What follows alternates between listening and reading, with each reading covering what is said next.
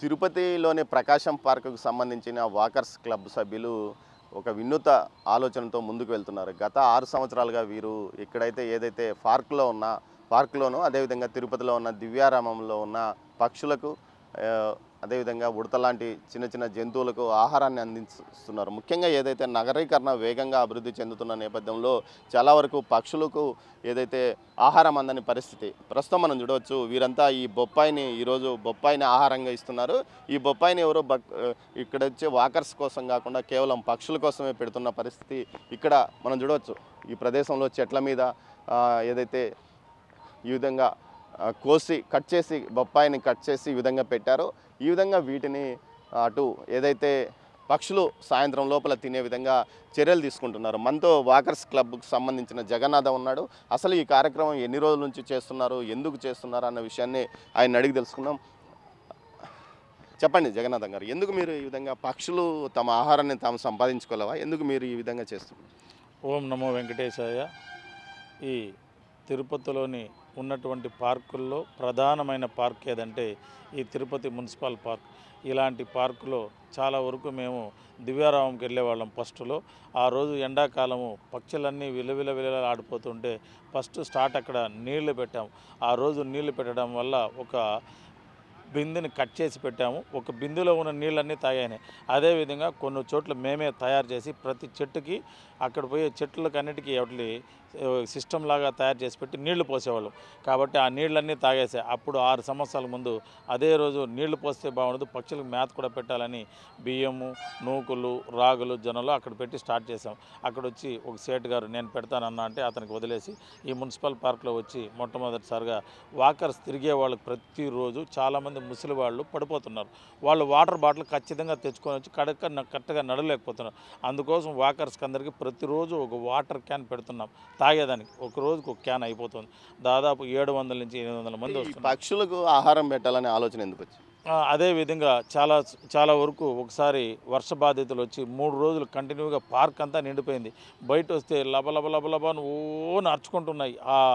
మాకు దివ్యారామంలో చేసే విధానం గుర్తొచ్చి ఆ నీళ్లు పైన రాయిలు ఒకదాని మీద ఒకటి రాయి పెట్టి ఆ రాయి పైన ఉడతలైతేనేమి, పక్షులైతేనేమి, కాకలైతేనేమి, గువ్వలైతేనేమి ఇవన్నిటికీ ఆ రోజు స్టార్ట్ చేసాం.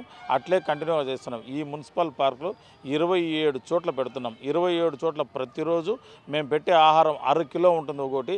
అది తెల్లారితో చూస్తే ఓన్లీ అది మాత్రం కనబడుతుంది. మిగతా అన్ని లోపల ఉండేవన్నీ తినేస్తాయి. ఏమేమి పక్షులు తింటాయి? ఇక్కడికి వచ్చి చాలా వరకు అన్ని రకాల గువ్వులు తింటాయి. దాంట్లో చిలుకలు ఉన్నాయి, కాకులు ఉన్నాయి, ఇలాంటి ఆ పైన ఉన్నటువంటి ఆ గుడ్లు ఉన్నాయి.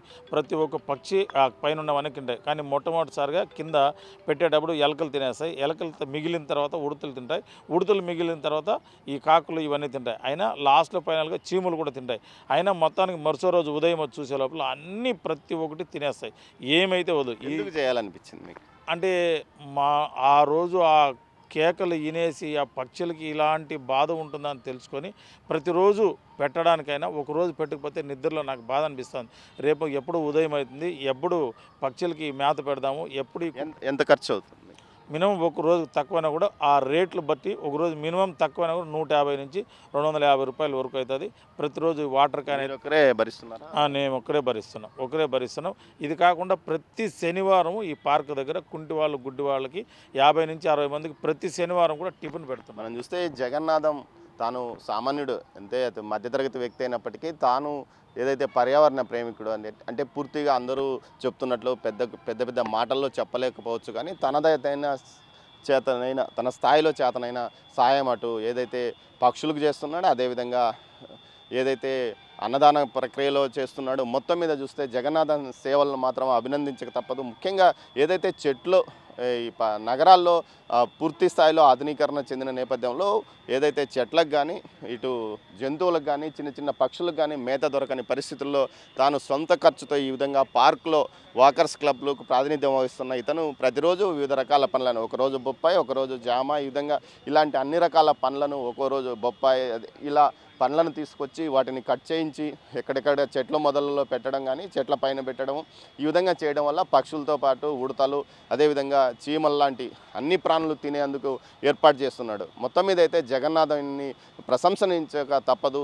ఇలాంటి ప్రక్రియ వల్ల కనీసం భవిష్యత్తులో కొన్ని పక్షులు మిగిలే అవకాశం ఉందని కూడా చెప్పవచ్చు. కెమెరా పర్సన్ పురుషోత్తంతో దామోదర్, తిరుపతి మున్సిపల్ పార్క్ నుంచి.